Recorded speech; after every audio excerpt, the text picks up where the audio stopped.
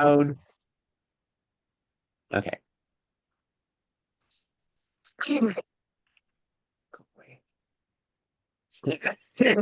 Excuse me. Okay. So I know you've been talking some about it. I don't know that even if there are no interruptions, if we're going to get through all of this, because there's really quite a lot going on with Pluto going out of bounds south. So I'm going to start the slideshow and we're going to kind of zip. Okay. Oh, whoops. La-di-da, share screen. Here we go.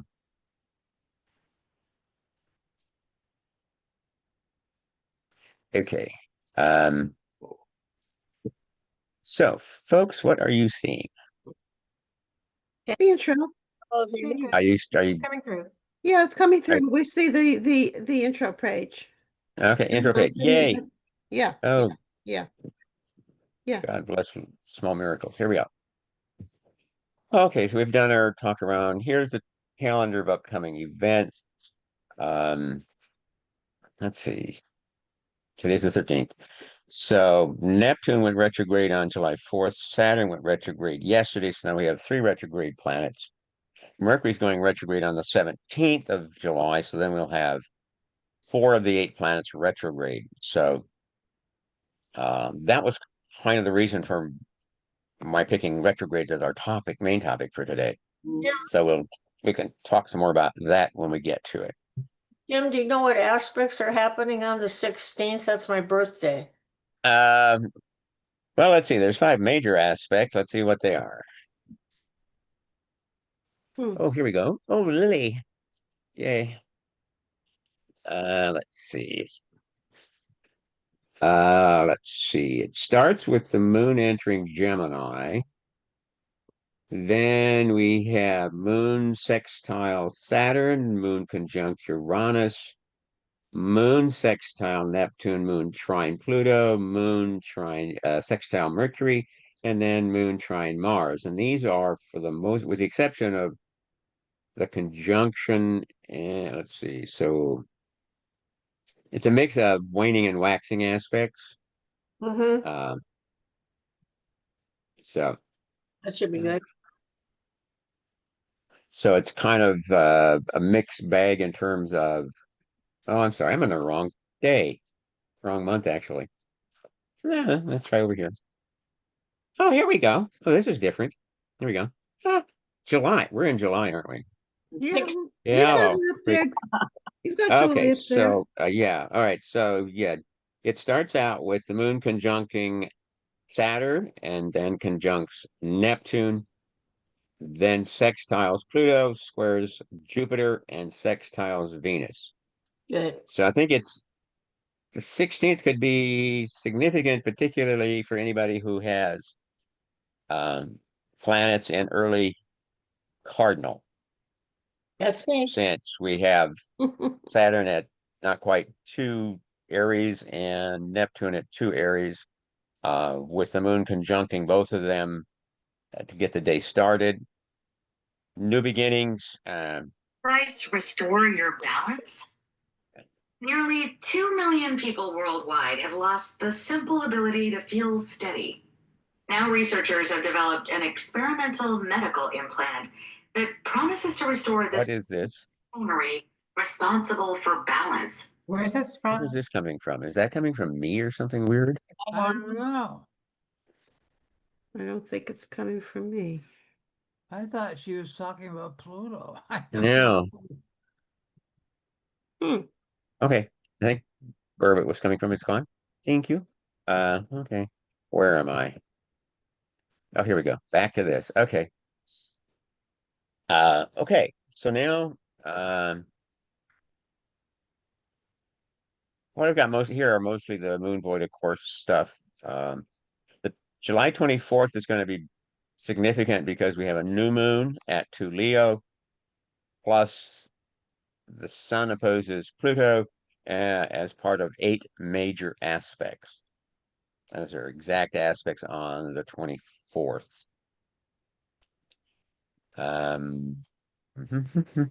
Venus enters Cancer on July 30th.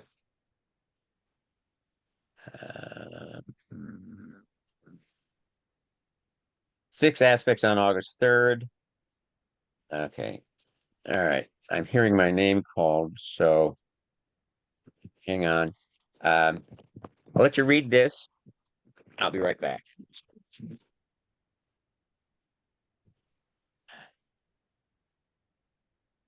I mean, Yeah, I call that, what do you call that? Synchronicity. Mm-hmm. What are you referring to, Cornelia? What synchronicity? Coincidence, they're saying, is a remarkable concurrence of Coincidence. Yeah, synchronicity. Yeah.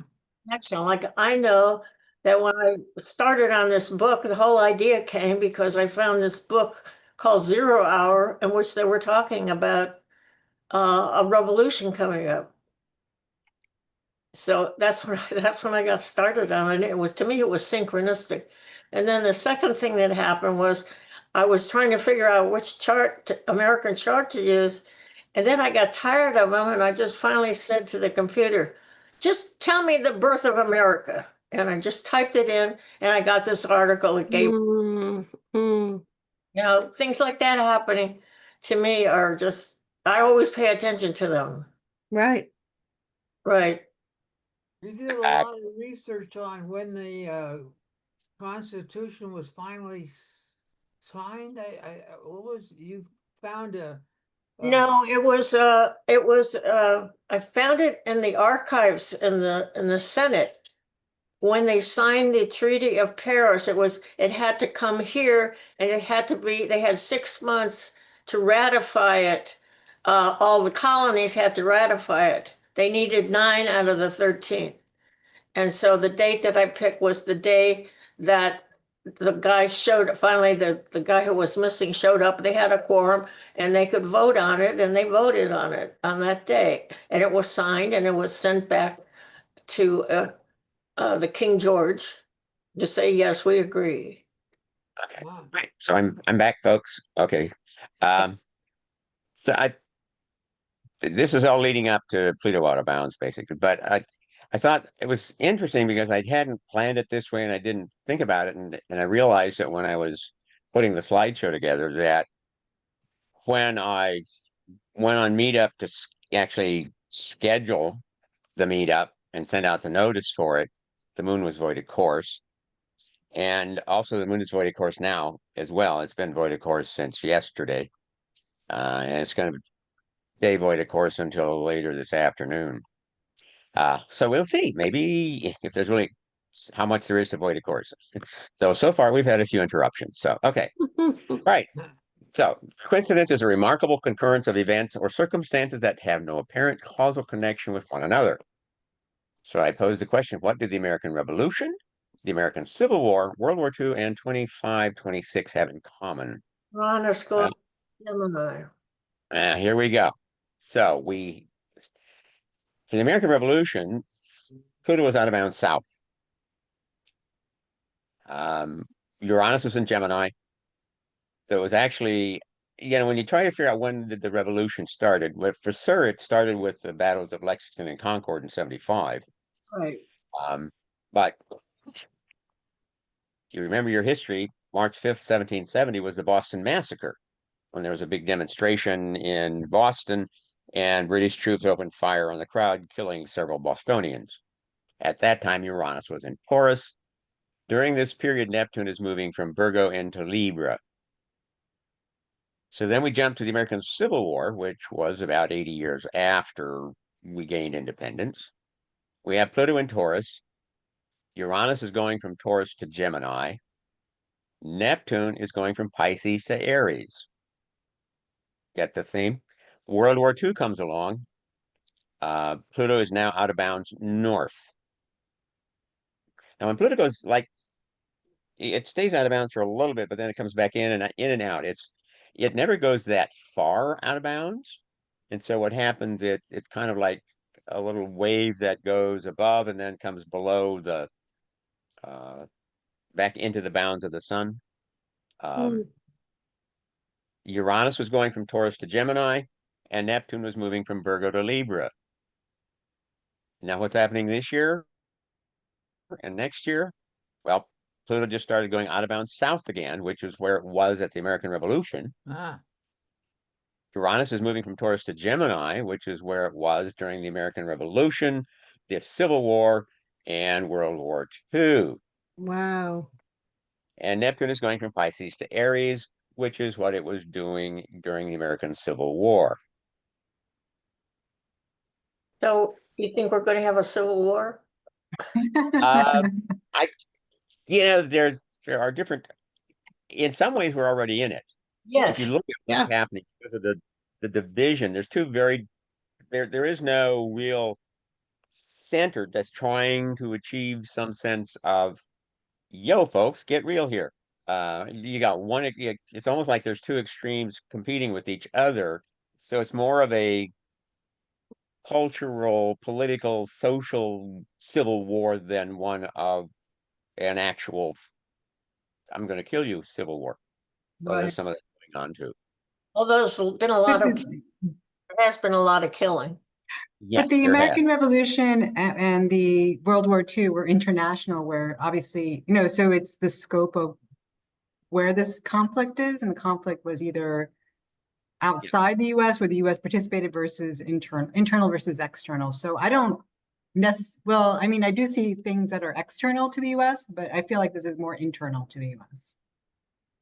Yes, but Well, that was all, yes, there but was change in Europe too, because they were coming out of feudalism and just beginning their democracy in a sense, because they had given the people the power. They had given them parliament where they could have free speech, etc. But there wasn't a war per se that you can count. I mean, World War II compared to the American, our Civil War are just different scopes and different, yeah, ideologies that were at Yes. play. they were, Tyrant. yeah. but there are And there were, of course, buildups. other wars going on. So, There right. were So the buildups to correlation of Pluto out of bounds. Okay. So this all comes from astrologer by the name of Rosie Finn, who has written a book which it just came out recently about her research and study and what she found as far as Pluto out of bounds is concerned. There's a couple of videos. One's a short one on her webpage where she talks about it, and the other one is a longer one that's on through YouTube where she's being interviewed by another astrologer and she goes into more detail about it. Basic uh, what she found was that when Pluto goes out of bounds north, it's a period of empire building and expansion. You have the rise of dictators, tyrants, war, and generally people will feel disempowered. The people in general are going to be feeling disempowered. What was going on in World War II? I mean, during that whole period of the late 30s through and Pluto was out of bounds north from like 38 through 53. A long time. When Wow. Pluto goes out of bounds south, then we have the empire collapsing of the empires, the breakdown of those structures. There's revolution, restructuring, reformation. There's a significant paradigm shift from what was, and it's a sense of the power coming back to the people taking their power back. Now, one thing that she added was that she's seeing some sort of a global awakening of some sense that we've not seen before. Because keep in mind that this whole cycle has happened several times over the past few thousand years. And Rosie spent 20 years researching this, and she went back to, I think, 3,000 BC. So she covered a wide range of period here. And she talks about some of the things she found at the different times in the interviews. Okay, so here's LA chart for when Pluto first goes out of bounds south in this new cycle. It's going to be August 28th. You see here, it got the little arrow pointing. Here's the chart. There's Pluto, and it's in red, which means it's out of bounds, and it's got a minus in front of it, which is south. Just to give you a sense of where everybody is at the time. Notice. Okay. Now, so then I thought, well, let's take a look at the U.S. Sibley chart. Here it is. Pluto out of bounds south. We also have Venus and Mars out of bounds north, and they're what's known as parallel because they're basically at the same degree. They're within a few minutes of each other. Mm. So yeah, we got the revolution, all right. We got the breaking down of the empire. I mean, the British Empire suffered a significant loss when it lost the colonies. How does this play out? Well, let's see. Here's our current president, Donald Trump, born in 1946 when Pluto was going out of bounds north. And sure enough, he has Pluto out of bounds north in his chart. Hmm. Empire building, rise of tyrants, dictators. Right? Okay. Notice also that he does not have Pluto is making no aspects. Nobody's aspecting Pluto. Pluto's out there all by his little lonesome. So not only is his Pluto out of bounds north, it's also unaspected. We talked a little bit about that last month when we were doing fathers and sons. Hmm.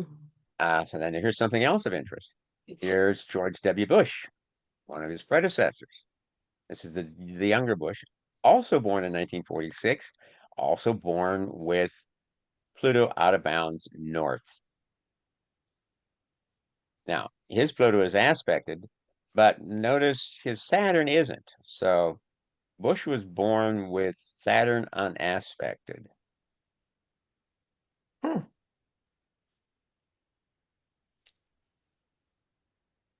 And guess what? His Mars is also unaspected, as is his Neptune. So he's got 3 unaspected planets, which is a little unusual.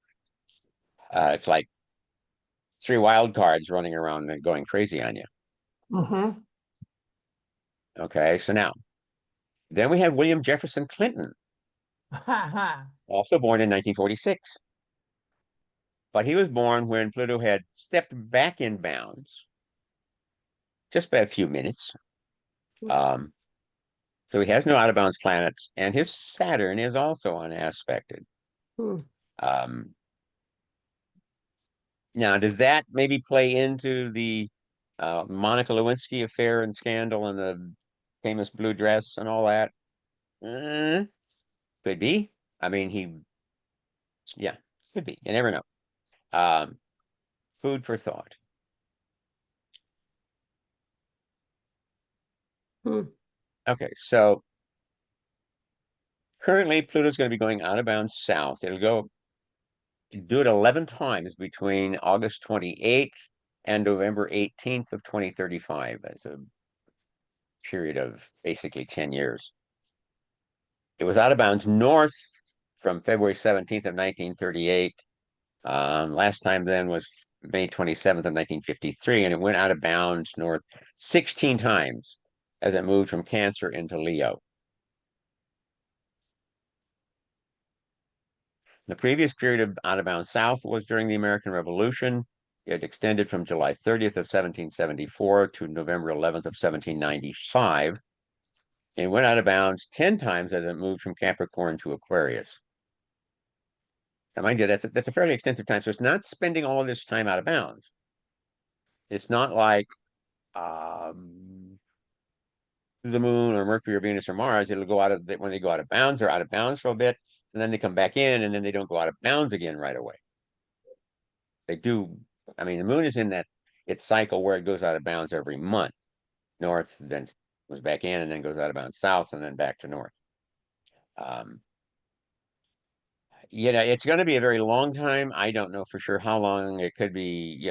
It seems to in part tie in with the cycle of the precession of the equinox, which is like 26,000 years and change. Um, Not sure exactly when it will start the cycle again. But as it happens, it starts and it does it a little bit. Then the next time it goes, it does it a little bit longer, and then a little bit longer, just like the moon does when it goes out of bounds. The first time it goes out of bounds, it just steps out for a brief period.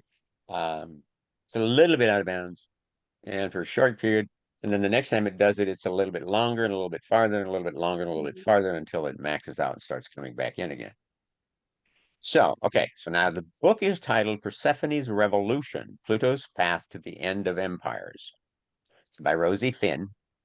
There's some links here. What I'm going to do is I'm going to put the title of the book and the links in an email, which I'll send out to all of you, so you can just check it out that way. The entire slideshow is going to be available if you'd like a copy of it. I will be uploading it to our Facebook page at some point. I think, yes. Okay, so my thought would be that, we're looking at what could be coming. We can look back at historically what happened when it was doing this previously. My thought would be that maybe later this year, maybe even October or thereabouts, or November, we would come back and take a longer look at Pluto out of bounds, because by then we'll have some experience, since it doesn't go out until August 28th. Mm. We could look at it next month, but we don't have any experience with it yet. If we wait till September, we'll have a little bit of experience, but maybe October we'll have a little more experience. Pluto stations direct in October. So I'm thinking, maybe in October we'll come back and we'll revisit Pluto out of bounds. And we can talk about Pluto out of bounds. We can talk about Uranus and Gemini, maybe even Jupiter and Cancer, because those are the three biggies that are happening. Did she Pluto, say in the Uranus is book going if to there were any triggering events when Pluto changes sign, or is it just a gradual, decline or change? Cornelia actually has the book. Have you read the book, Cornelia? Or are you reading it? Yes, I've read it. I got it right here. I don't think you can see it though. Yeah. Um, No, it's called Persephone's Revolution because she pairs it with the myth of Persephone was the daughter of, Yeah. yeah, I forgot her name. Anyway, she's the daughter that Hades runs away with and takes her down to Hades, Pluto. So she kind of pairs it with the myth too. It's interesting. Yeah. But did she say when Pluto enters, when it goes out of bound, that that triggers, it's triggered events that from that change, or is it just a shift, like a paradigm shift, where things will start? Like, is it sudden, like an event that No, it it's usually? sudden. I just outlined before what I wrote down. What she says is that between September 11th and November the 9th of this year, we are starting to see the collapse of the structure that we have. Then from August 21st to 12 and 26, the revolution begins. Oh my gosh. The That's revolution pretty begins true. because we have the primaries then. Oh, true. Might bring a ring change. Then from August 4th to 12, 17, and 28, we have a nonviolent revolution. Now that's the year we have the election. Oh, interesting. Yes. Mm-hmm. Well, if we have the elections, that means structures are enough in place where we're not completely revolutionized, else they wouldn't happen. So that's good. But from August the 2nd to 12, 21, and 29 is when the paradigm shift takes place. So we'll have elected somebody new, somebody different, probably a lot of younger people, a lot of people that are interested in going forward. And 1930, she calls that period from August to December the awakening. Mm-hmm. So Yeah. it peaks in 1930, but then it continues on, the change goes on. In her extended video, she does talk about, I remember at least one event that she mentioned that was almost occurred at the moment or at the exact date that Pluto went out of bounds. And that was the abduction of I think it was Genghis Khan's wife, which kind of precipitated his then expansion of his empire. And historically, I haven't looked into it, so I'm not that familiar with it. But apparently, she does identify different events over the course of the history that seem to coincide with times when Pluto steps out of bounds. I mean, just because there's obviously a lot of predictions around what's going to be happening with Trump that are not that, there's a lot of Yeah. right now in that period. So that's why I was thinking, is that what they're trying to link it to or not? Yeah. We'll find I'm out. not aware of It's pretty soon. at this point, I'm not aware of anything that goes with Trump because I've listened to parts of the video, but not the whole thing yet. Mhm. But like I say, it's this last reference here, the YouTube reference, that's the long video. Okay. Um, Mm, and this one here, the Rosie FinCom talks, that's a shorter version, mm, which runs like just over 20 minutes. It's Rosie talking. This one is Pam Gregory is interviewing Rosie in this one, and it runs like an hour and something, which is fascinating. And I mean, because then she goes into the details about the shows the wave pattern of the cycles where it goes out of bounds and so on, and Yeah, it's there's just a lot. more states. Excuse me, more detail.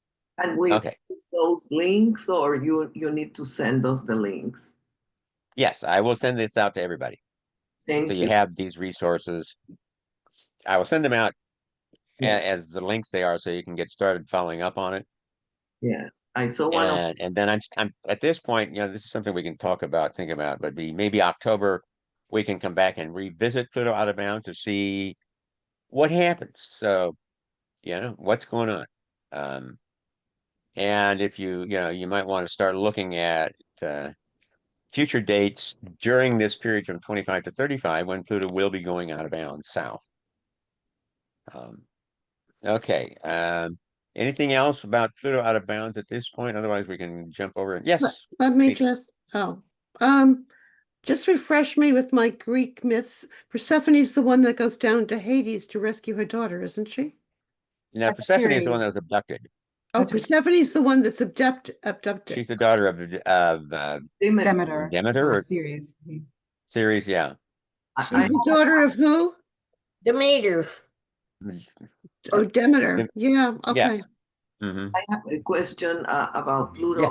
bounds. Yes. Because of the nature of Pluto, maybe even if it's out of bounds, would it work slowly and secretly, undermining the structures and the foundations? And when we open our eyes, everything would be collapsing. There's a slowness, there's a buildup to it because I mean, obviously it's not like an earthquake per se where something happens necessarily happens suddenly and everything just collapses. But at the same time, Well, look what uh, in 6 months. I'm sorry. yeah, 6 months. yeah. When you're looking at cosmic time, Yeah. a few months is like an earthquake. It's like now. Right. It's um Can I so ask you a yeah, question? we can see it if you look at what's happening in America now, we see that there's a lot of unrest. I mean, you've got this large group of people that voted for Trump that are unhappy with him. You've got a group of Yes. people that are hardcore mega uh, that are just sticking with him. And then you got these other mega people that, are starting to say, well, wait a minute. I didn't expect it to hurt me. Duh. I didn't know you meant me. Yeah, it's non-discriminatory to that extent, what he's doing. But we have a whole year where we're going to see all the prices go up on everything. That's going to hurt people a lot. Yeah, Can with I his, ask a yeah, well, of question? course, it depends on what happens with the tariffs, Mm, because we've got, it's Taco Don, as they call him now. Jim, Trump can I ask always you a question? chickens out. Taco, Taco. Trump always chickens out. I, Seems to be the case with the tariffs so far. And with some other things too, for that matter. It's like, so yeah, he's very Gemini in the sense that he does change his mind, seems to change his mind quickly, uh, but never presents it as if he has changed his mind. Jim, He can always I ask presents a it as question? part of his plan, you know, Jim. his bob and weave and keep him off balance plan. Yeah. Well, they're Yeah. following the 2025 project exactly. Yes. I think Spencer's trying to get your attention. Yeah, can you guys hear me? You're Yes. low, your Yes. volume is low. Yes. Oh, my volume is low. Anyway, I have a question about Pluto's orbit because it does change speeds at different times. I know in October around my birthday years ago, it went through a period where it was going so fast that I didn't get a full length of the normal Pluto. And I'm sure that can't be the normal aspect. It must go in and out in all these years of going fast and slow in relationship to its very unusual orbit. What does the different speeds of the Pluto have to do with the out of bounds or any other aspect of Pluto? Because I know that Yeah. it was very short there for a period because it was on my birthday, during my birthday period. So Pluto's orbit is more elliptical than most planets, such that when it comes in closest to the sun, it actually orbits. Its orbit actually brings it inside the orbit of Neptune. And so when it seemed to be going fast, that period you're talking about, like Scorpio, Sagittarius, um, that's when its orbit, it was actually orbiting closer to the sun than Neptune was. Now that it's gone through Capricorn into Aquarius, it's moving out, and it's moved out. It's outside the orbit of Neptune now, and it's moving farther out. How it coincides, I don't know so much that it necessarily coincides with um,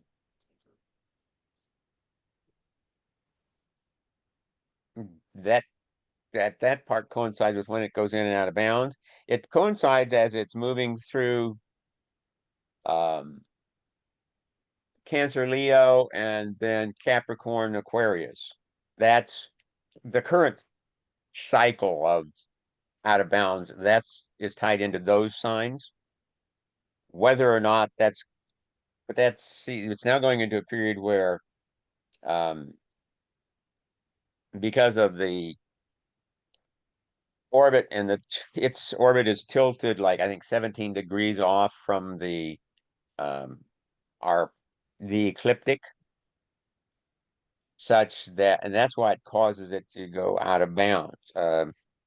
Saturn and Jupiter, their orbits are relatively flat in the sense that they tend to be more in line with the ecliptic plane, and as a result, they don't really go out. Saturn never goes out of bounds. Jupiter, I don't know that it does either. Uranus will go out of bounds. I'm not sure about Neptune. Um, but then the inner planets, they all go out of bounds at different times. Can And I the ask? moon, Sorry. yeah. This is a quick question.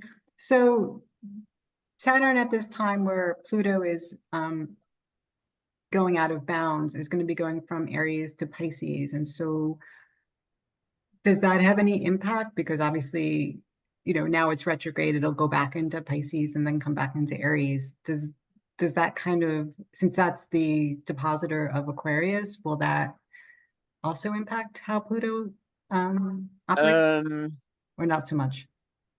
It does, to the extent that you have aspects between those outer planets going on that what's coming up with Uranus going into Gemini, it's a the small learning triangle or something like that. It's a minor triangle where we have Uranus trining Pluto and both of them sextiling Neptune. With Saturn at this point, because they're together. Yeah, Though they won't and remain Saturn as well, Yeah. for right now.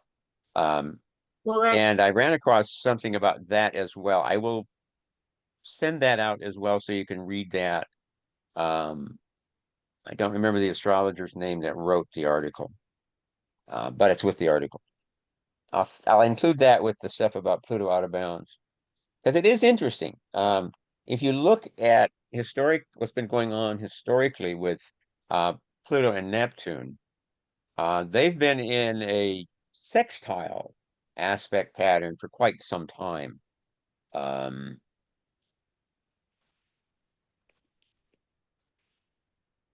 Let me see here.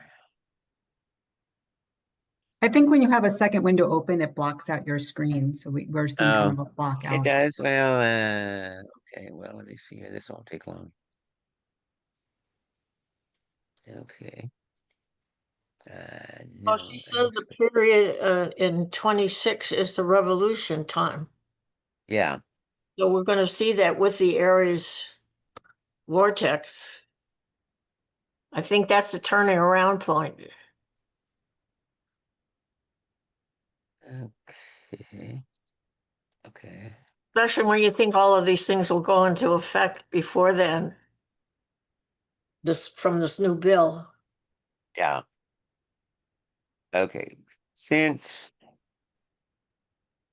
1960, Neptune and Pluto have been locked in on this sextile aspect.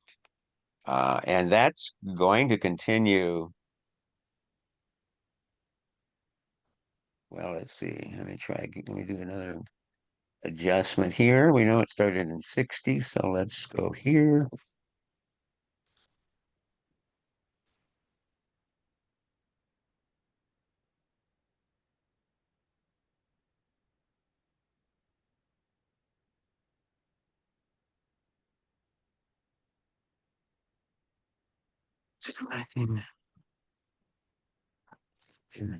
Okay.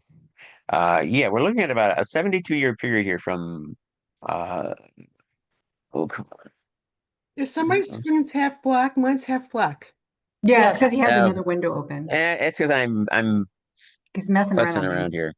Jim, you're Okay. messing around. I don't know. Yep, I'm messing around. Here we go. Let's try this one. 1950. Oh, there we go. Okay, maybe if I got close enough so I could read the numbers on my screen here. Um, okay, so from 1950, yeah, it starts. The first sextile was January 22nd of 1950. Now, mind you, Neptune and Pluto were conjunct in the 1890s. Okay, and so using just the Ptolemaic aspects, the sextile is the next one that comes up, and that started in 1950. And it will run until February 28th of 2032. So that's a period of 82 years. Sextile. That it when they make an exact aspect, the only exact aspect they're making is a sextile over a period of 82 years, which signifies in part the fact that their orbits are kind of matching in the sense that Pluto is getting closer to the sun, moves inside of Neptune's orbit, then goes around and then starts moving outside of Neptune's orbit, but hasn't gotten out to the extreme end of its orbit distance from the sun yet. Okay. I'd like to bring your attention to one thing that I just found out. When is the last time that Neptune and Saturn were conjunct at 0 Aries? It was 4,337, I think, or 1 BC. And what it represents is the beginning of civilization when they turned from nomadic hunters and gatherers to settled communities and agriculture. And it was the beginning of civilization. But of course, they weren't aware of it, but we are.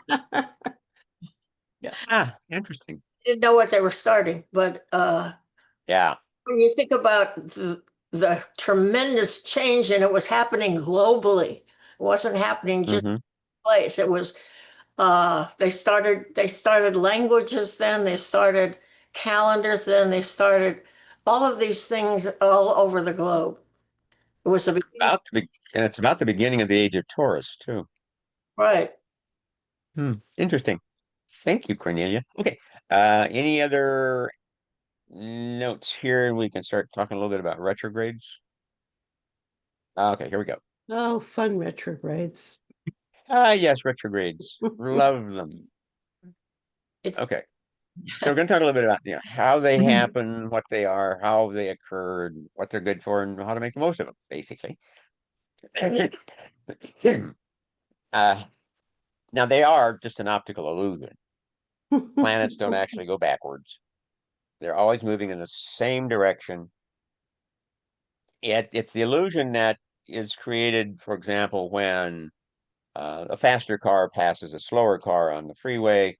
The slower car, it appears as if the slower car is going backwards, but it isn't. So it has to do with line of sight perception. If you got if you're sitting in the passenger seat, because you're not going to do this when you're driving, you got to keep your eyes on the road, and you're looking at a car that's a couple of lanes over from you, and the car that's over from you is maybe it's ahead of you. So as you look, you see a point beyond the car that's in line of sight from between you, the car, and the horizon.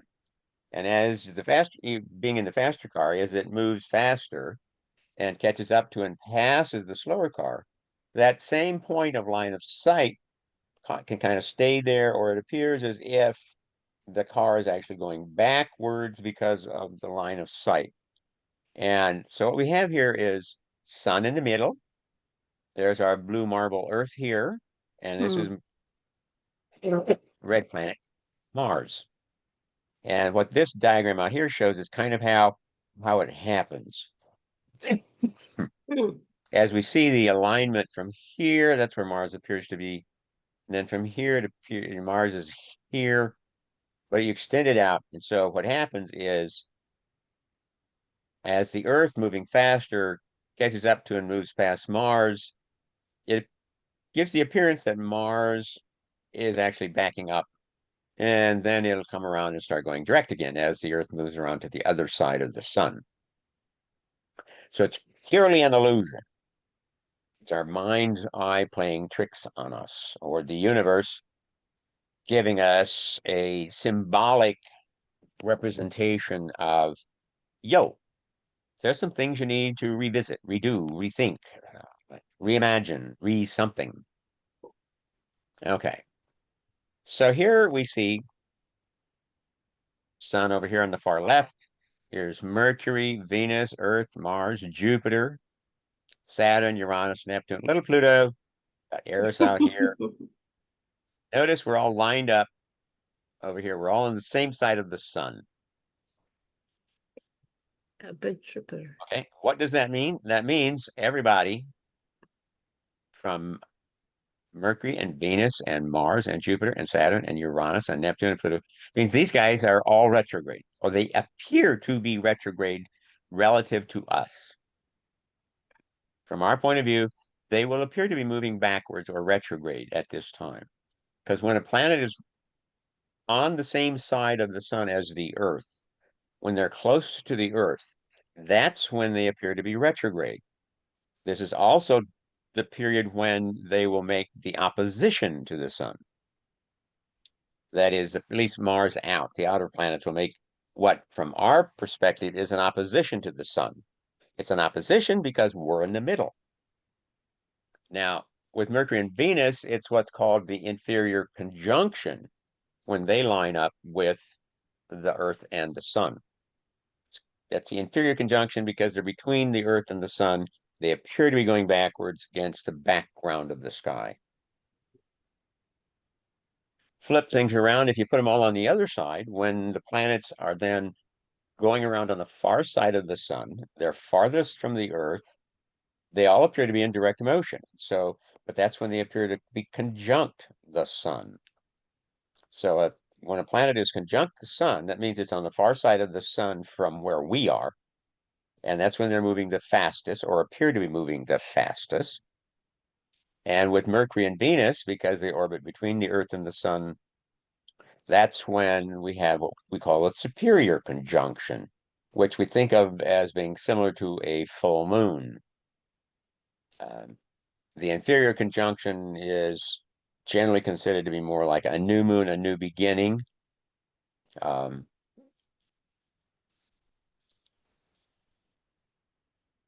the visual, folks? Okay.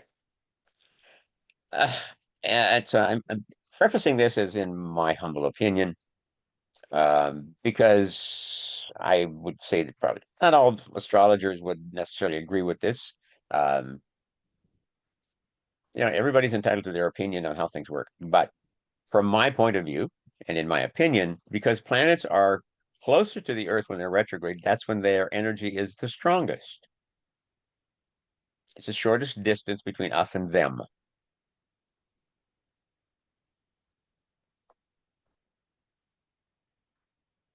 Again, the outer planets are always retrograde when they oppose the sun, they're always direct when they're conjunct the sun. When they are retrograde, that's when they appear to be moving slower.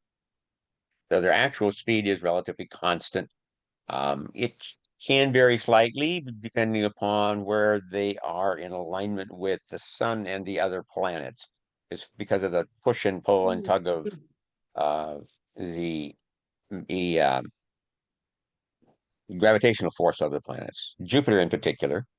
As they get if their orbits are elliptical, when they get closer to the sun, there may be a tendency for them to maybe pick up a little extra speed, but they will, quickly lose it as they come around.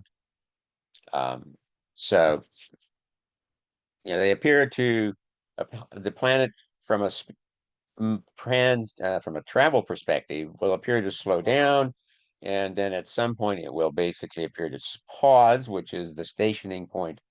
And then it appears to either start going retrograde or going direct again. And it's that point of change, when the planet may actually be the strongest, simply because if you think of the analogy of, say, a locomotive or as a large ship like a passenger liner, it takes a lot more energy for that train or that ship to change direction than it does to keep it moving in whatever direction it's going. And when we back up, we never go as fast when we're in reverse as we do when we're driving forward. So here's where we're at for retrograde for 25. Pluto is currently retrograde. It ends on October 13th. Neptune started July 4th. It will end December 12th. Saturn stationed retrograde on July 12th, which was yesterday, and will station direct on November 27th.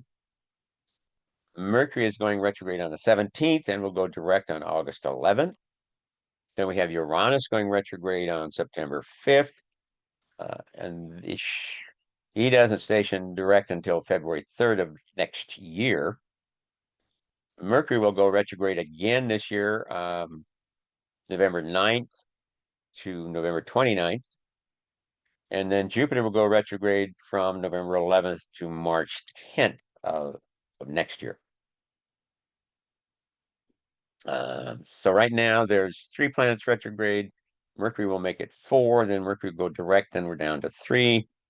Uranus goes retrograde, so we're back up to 4. Pluto goes direct, so we're down to 3, and then Mercury goes, so now we got 4 again. And then when Jupiter goes retrograde, there will be 5 planets retrograde as of November 11th, running until the 29th. So we got about a 2.5-week period in November when there'll be 5 planets retrograde.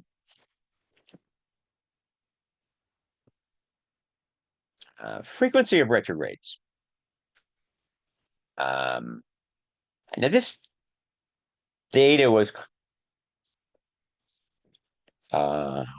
collected by a late astrologer by the name of John McCormick. And basically what he did was he took ephemeris for the period of 1880 through 1979. He did this work back in the early 80s. And he just went through and counted how many planets were retrograde each day. and went from that kind of. So no planets retrograde is rather rare. 1 out of 13 people, which in and of itself isn't all that rare. One planet retrograde, 18.7, that's less than 1 out of 5. Two planets, 29.2% of the time.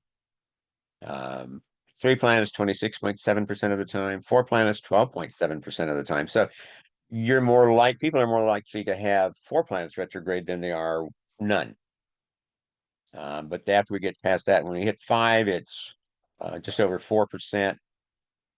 6 planets, it's like 2/3 of 1%. 7 planets, very rare. But during this 100-year period, there was never a time when all 8 planets were retrograde.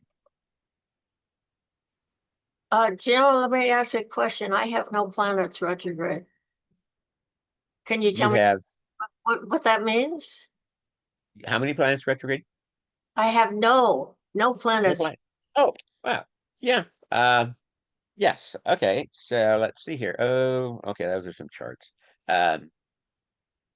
Basically, from my experience, since I don't have any retrogrades either, uh, nor does Bill Clinton, so we're in good company. Um, if I remember right. Rita has none. Liz Green has none because we were born basically at the same time. Um, Tend to be less. Um, let me just jump up to where my notes are about that. Okay, no retrogrades. The energies of all the planets not in retrograde are released and given free rein and allowed to flow freely. Now, um, 5 or more retrogrades. These individuals tend to be introverted, subdued, and keep much to themselves. The energies of these planets have difficulty working their way to the surface and can be stifled. Now, this came from astrologer by the name of Holm, Holm, his website. But I've got some little more information here. So, and this again is, in my humble opinion, this is my take on it. So, with no retrograde planet, it's kind of like the missing element. We tend to look or seek others the what we're missing. We look for what we're missing in through connections with others, and so it's about finding other people who may have retrograde planets. Um, did your uh, husband have retrograde planets? I That's a question, Jim. Yeah, yes. Do you remember? Did your husband have retrograde planets? I don't know. I don't remember his chart. Ah, you might want to check that Not, as out of curiosity. I don't have What any. about your I yeah? don't What about your either. what about your son? I think I have. No, I can't think right now. There's too many Yeah, charts. but All yeah, you look like my wife has 4 retrograde planets, so there's my compensation for it. So we average it out. We each have 2, which is normal. Um, so it's kind of like seeking what, but at the same time, um, people that have like the 1 to 3, which is what most people will have, either 1, 2, or 3. They're kind of like the normal ones, if you would. Normal in the sense that uh, because it's the bulk of the population, their energy is going to feel more normal, natural to most people, and so they will tend to fit in and um, be normal. People that have none or 4, 5, 6, or 7, because they're more of the extreme from this 1, 2, and 3, are going to be kind of like outsiders, and so may have difficulty fitting in with the normal crowd, the 1, 2s, and 3s. Now, from my experience, I think have to use think rather than feel this time, that I'm pretty good at getting along with people regardless, no matter, how many retrogrades they have, whether they have none, 1, 2, 3, 4, 5, or 6 or 7. Um, and I think that may be a characteristic of the nun, but simply because we don't have any, we're looking for that. We're interested in the experience that people that have them are having. It's kind of like, okay, I can learn from that. That's interesting. Or I want, I want to know more about it. It's like not having any water in my chart. I want to know more about it. Trying to find that experience through others. Yes, and I have no ear, and I've always been looking for knowledge. There's your, Teach me. there you go. So it's like looking for that which we don't have. Um, so yeah, 4s and 5s may have a little more difficulty fitting in. They may at times feel like they could be more inclined to think that they could fit in, but not, it may not last. The 6s and 7s tend to be more withdrawn or isolated. Uh, Retrograde planets tend to be taken more personally than planets that are direct. They tend to be internalized more. I worked with a lady that had 6 retrograde planets. She had an extreme and at times entertaining startle response. Hmm. But yeah, I mean, it was like if she's sitting at her workstation, focused on working, and I come in and I walk by and if I see that she's engaged and I don't want to interrupt her, so I don't say anything to her. But then later on, she may raise the point, you didn't say hi to me this morning when you came in. I said, well, I didn't want to disturb you. But there have also been times when she's so focused and somebody will either say something to her, or there may be a loud noise, somebody may drop a book or something, and all of a sudden, if she's got like a pen or a pencil in her hand, it goes up and sticks in the ceiling tile. So I mean, there was those kind of extremes. She had everything from Mars out retrograde. Mercury, Venus close to the sun, not retrograde. Hmm. I have a niece that's got um, 6 retrograde planets. My maternal grandmother had 7. Hmm. The most the most common alignment with 7 retrogrades is everybody but Venus, because Venus only goes retrograde every 18 months. But yeah, there's a tendency, it seems, for people that since everything that when things are retrograde, we tend to internalize it. But because 1, 2, and 3 is fairly normal, it doesn't stand out as being like, oh, you're weird. But when you get to more of them, like 4 or 5 or 6 or 7, it becomes so extreme that yeah, then it starts to stand out, and you can get a sense that there's something different about the person. You may feel as if they tend to take things more personally without knowing why. And the why may be the fact that they got several retrograde planets. And Jim, let me ask you a question. If you have no planets retrograde, Mhm. does that mean when a planet does go retrograde by transit, that somehow or other it impacts you more? Well, Surprise, surprise. uh, yeah, it could be the case. I haven't necessarily found that to be the case for myself. Um, but then again, I don't really think, the only transit I really kind of follow is when Mars decides to go through Libra, which is coming up. Because that's when since I have Mars in Libra natally, and Mars is uh, debilitated in Libra. And I have a Mars return when Mars is retrograde. It yeah, well, even when it's direct, Mars returns can be a little more challenging for me, as my ability to control my anger, emotions, whatever, can get a little, the pressure builds and sometimes it'll pop. Spark comes out, so to speak. But yeah, and the other thing too to keep in mind is that if you consider secondary progressions, that even though we were born with no planets retrograde, over time we will have planets going retrograde by progression. You may have planets that are retrograde going direct by progression. So things change, and those shifts, those Oh, I mean, subtle, can be significant. I had Mars retrograde until my husband and I divorced. Yeah. Big change in his life. First time he felt free. Ah, there you go.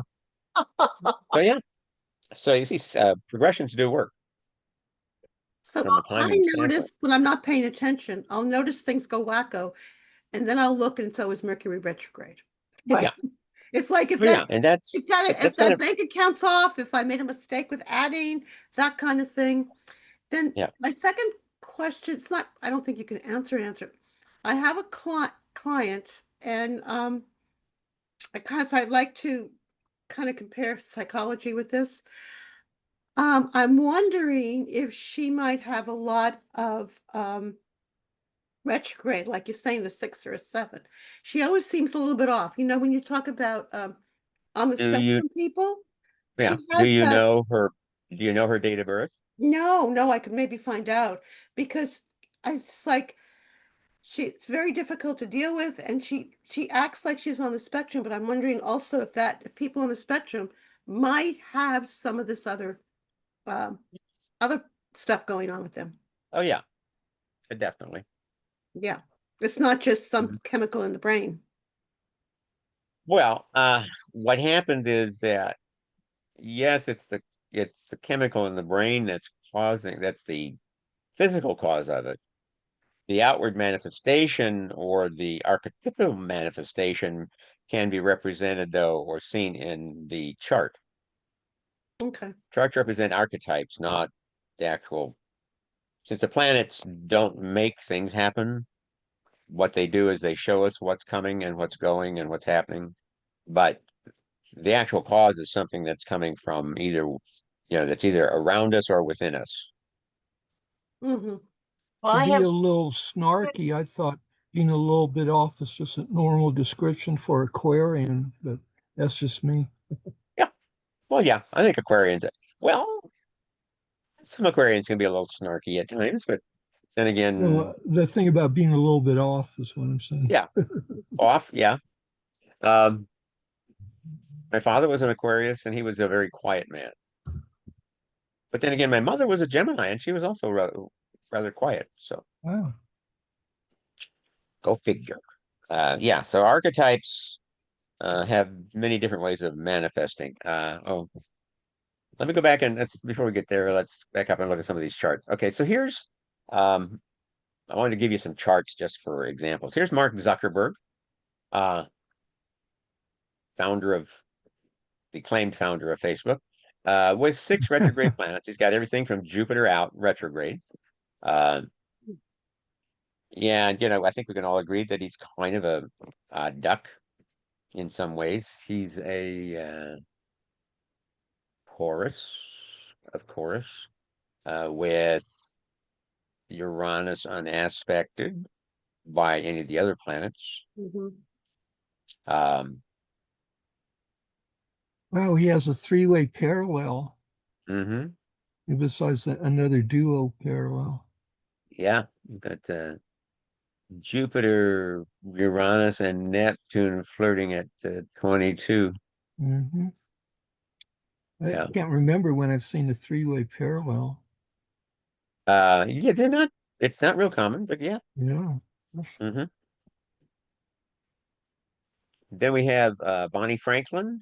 Bonnie Franklin, if you don't recall, she's an actress. I think may have been better known for her work on the stage, but she also was the star and the single mom in One Day at a Time, co-starring Paula Yes, yes, Bertinelli yeah, and yeah. Mhm. Phillips. What's her first name?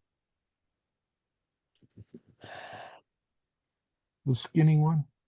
Yeah, the skinny one, Phillips, who was the daughter of Mhm. the Mama Mhm. Phillips from Mamas and Mackenzie. Papas. Mackenzie Mackenzie Phillips, Phillips. thank you. Mhm. Yes, and who came out and to talk about having a intimate relationship with her father over a period of time. Hmm. Okay. I guess a polite way to put it, I guess. But Bonnie's got 7 retrogrades. Again, everybody but Venus. So there was this period like January of 44, early January of 44, when all 7 planets were retrograde. And that Mars and Uranus close to the moon, Yep. very weird energy. Mm-hmm. Yeah. Jimmy Page was a musician That's with also the end of World War II. yeah, we're getting there. Yeah, Okay. we're getting there. Okay. Yeah. And notice she has Pluto out of bounds, Mars out of bounds. Mm. Yeah. Another product of that Pluto out of bounds north time period. What else we got here? Cheryl Burke. Cheryl Burke was a professional dancer, one of the first. She was part of the original crew from Dancing with the Stars when it first started. Yes, yeah. She won I think she won 2 or 3 mirror balls. I think her best known routine was with one of the guys from one of the boy groups, and one of their dances was to the song "Save a Horse, Ride a Cowboy," which is one of the most popular dance numbers from over the history of Dancing with the Stars. She's got 7 also retrograde. Everybody but Venus. Hmm.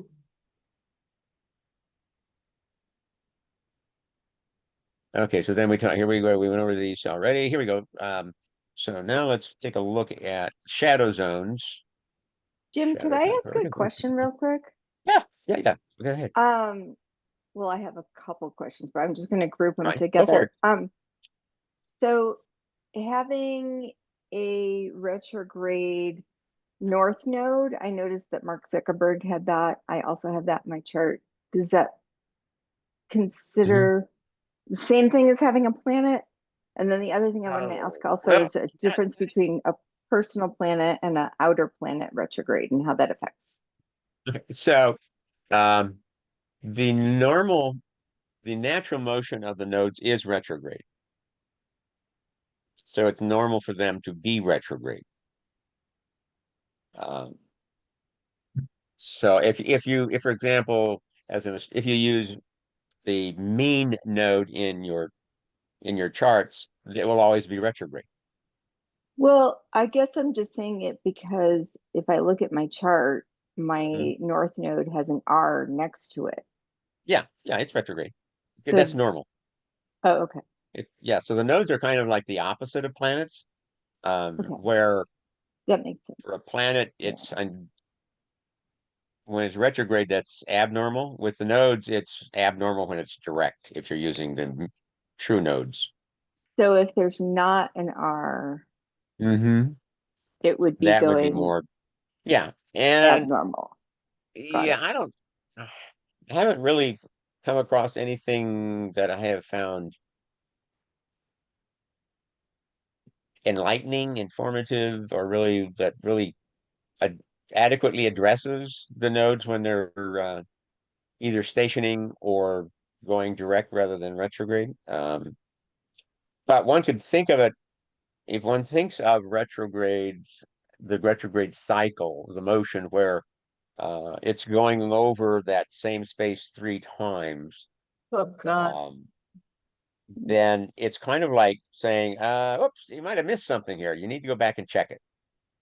Because even though you may have been born with, like almost everybody, most people born with the nodes in retrograde motion, by progression at points of time, they will station and go direct. It's kind of like an opportunity to, grab something you missed, a bit of information, an experience, something that you overlooked. That's kind of one of the themes of the retrograde. It's to redo something. It's the re idea. Well, then can I ask you what Pluto has been going back and forth across my moon, opposite my moon? Hmm. It already went over my Saturn, opposite the sun. That was quite heavy, but Mhm. it doesn't seem to be as heavy. Mhm. No. I mean, what's one, Um, you know, the ruler of your chart is, seems like it would be making some pretty big changes. um, yeah, you would expect that, but you never know. Because Pluto, your Neptune and Pluto transit everything at least 3 times. Mhm. There is no space in the of the 360 degrees and uh 21,600 minutes of arc of the zodiac. There is no point that they don't touch at least 3 times. Pluto will touch some points 5 times. It's like, come on, get it, get it. It's like you got to get it this time.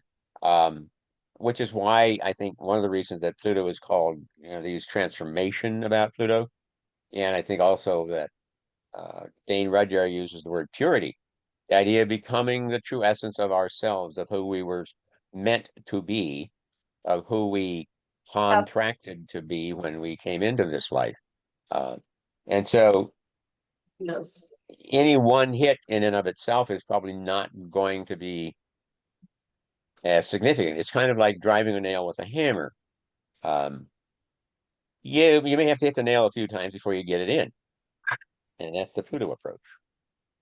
Really You, if count you, on us done, do you? yeah, it's like, okay, start getting it, you start getting it, you start getting it. I had Pluto go over my ascendant 3 times. Oh, I have Uh, with that happening. What did you say happened when yours? it was like a major um, emotional upheaval. Uh, I had all kinds of bizarre experiences with. Uh, it was also around the time that I was studying Reiki, and so I was having some interesting experiences with, from a Reiki perspective as well. Um, there was times when it was like I was being followed around or had a companion that was similar to a large praying mantis. Yeah, which is a little trippy at work. Yeah, I had one of those. Yeah. Yeah, you just never know what Pluto's going to give you. So yeah, but I survived. And for myself, I never really truly got, I don't think I fully absorbed the message until Pluto was basically getting out of my first house into my second house, which is like 14 Capricorn. Uh, but it was the understanding that, for me at least, is that I don't have as much control over my life as I really think I do. That any thoughts of past regrets about doing this instead of not doing that, um, forget about it, because I did what I had to do or was forced to do, however you want to look at it. Because if those choices hadn't happened when they did, I would not be who I am today, where I am today. And this is where I'm supposed to be. So it's kind of like accepting life. But then again, I also have my nodes aligned with my ascendant descendant axis, which, from what I've read, is one of the characteristics of that alignment. They tend to be more fated, have a more fated outlook than that of free will. And so it's kind of a philosophy standpoint. But yeah, so for me, it was accepting my life and the choices I'd made in the past. I would say having a Saturn moon opposition, I was sort of a scaredy cat. And then Mm. when I had a 5 back and forth with Pluto over my Mars, you could say I grew a pair. Yeah. So a little bit on the shadow. It's like, generally when we talk about shadows, we're really most of the time astrologers are referring to Mercury. But I see no reason that it can't be that it doesn't apply to all the planets. Venus and Mars, um, Mercury, the three personal planets are the ones that I would, if I were to watch, would watch most closely as far as their retrograde cycles and the transits, as far as conjunction squares and oppositions. Keep in mind that if it's aspecting a natal planet when it's retrograde, that means it's already done it once when it was direct, and it's going to do it again when it goes direct to finish up. So it's repeating this same message. It's trying to get you to pick up the beat. It goes all year. I mean, it's there next year too. Yeah. Yeah, well, it's like I say, Pluto's going to do it at least 3 times, possibly 5 times. Yes. So yeah, it's not a one and done thing with Pluto. Jupiter and Saturn move more slowly, so their shadow zones extend for longer periods of time. Right. And you can look at them pretty much the same as with the others. With Jupiter retrograde, it's the rewards tend to be smaller, and things may come later than you had hoped or were expecting. Things get delayed. With Saturn, it can be about breaking some old bad habits or old habits that no longer hold true, learning new truths, unlearning old ones, or about something that you overlooked or didn't do. For example, maybe you're going along in your normal day to day and you're sticking with who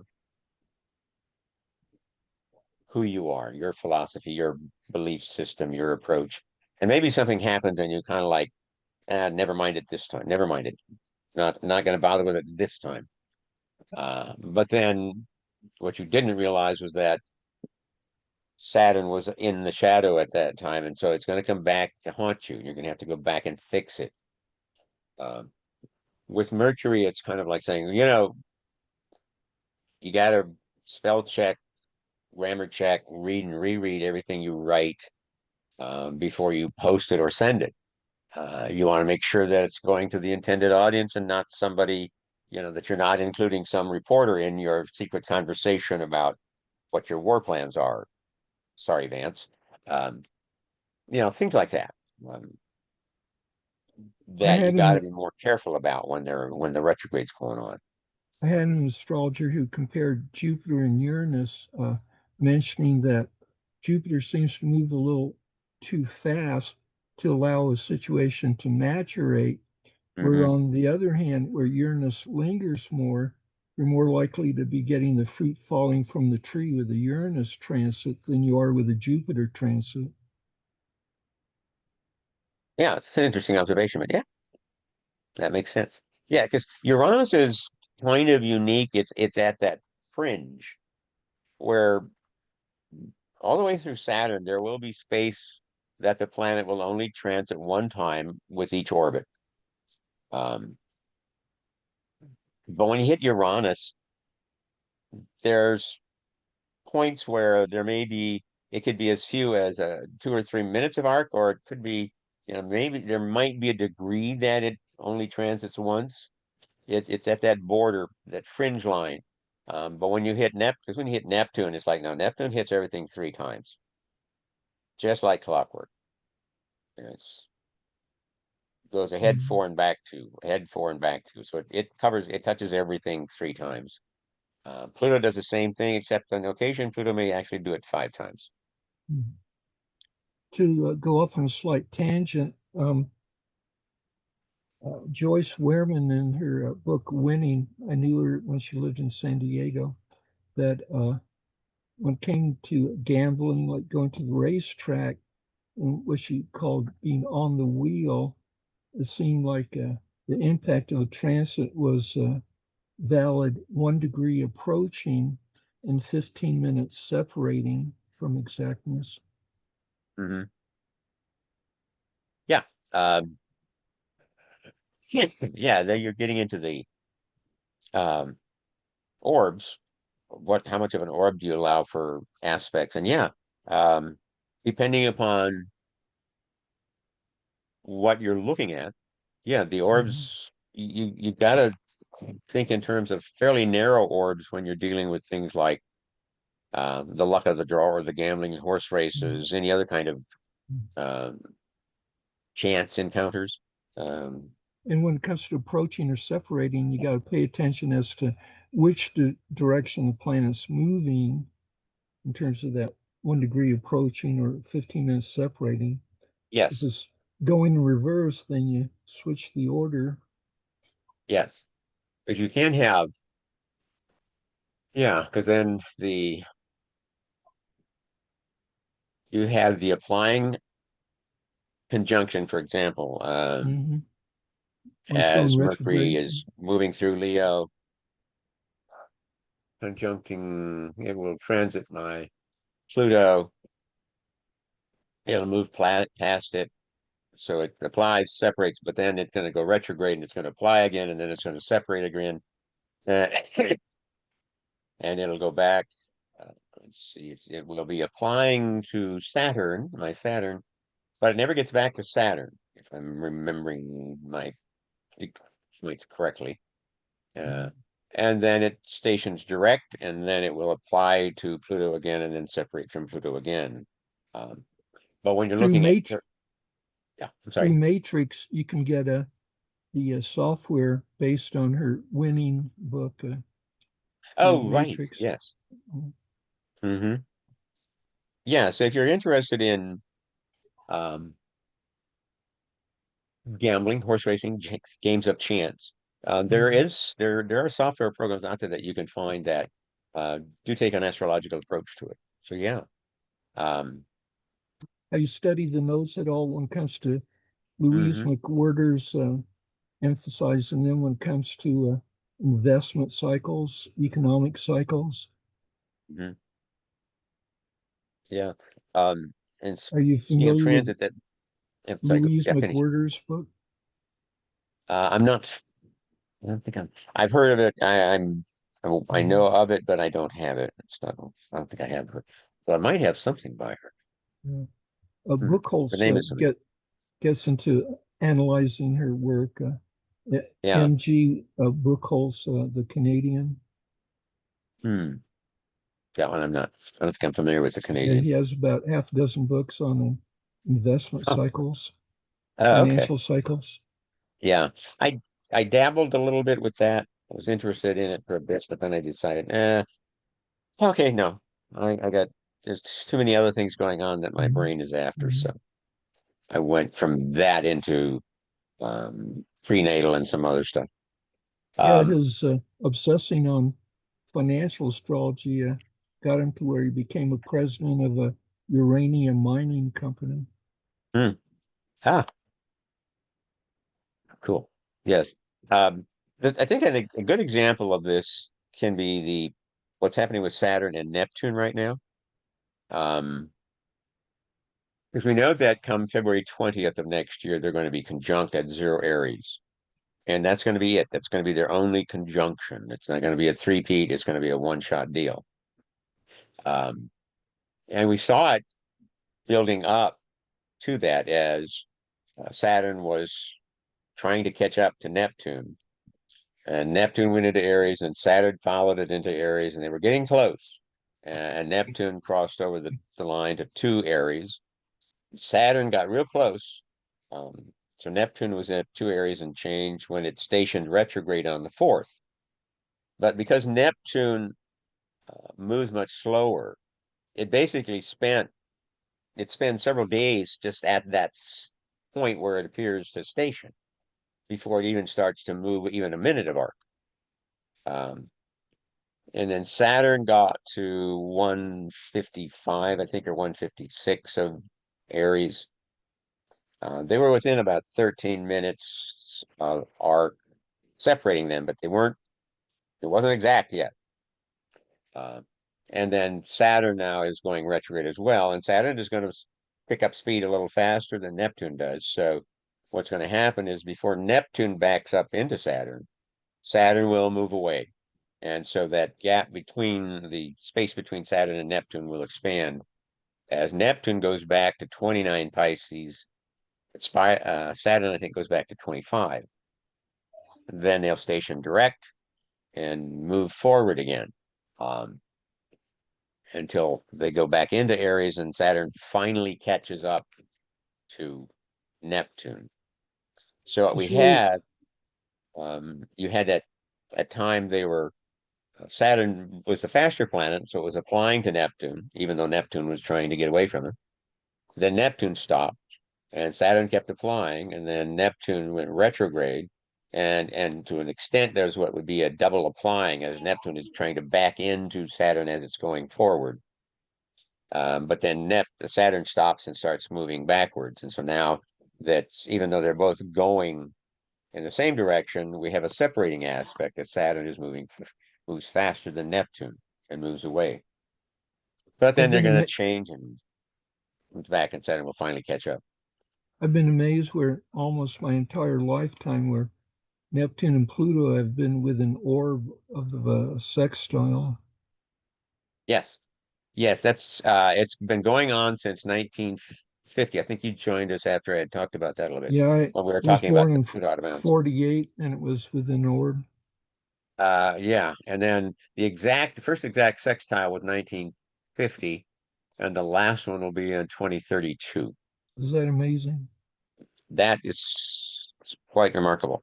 Yeah. But that's that period of time when Pluto moves inside the orbit of Neptune and then Yeah. gets closest and then starts moving out. And now it's actually starting to move out beyond the orbit of Neptune. And so gradually Pluto will be spending more and more time in the signs.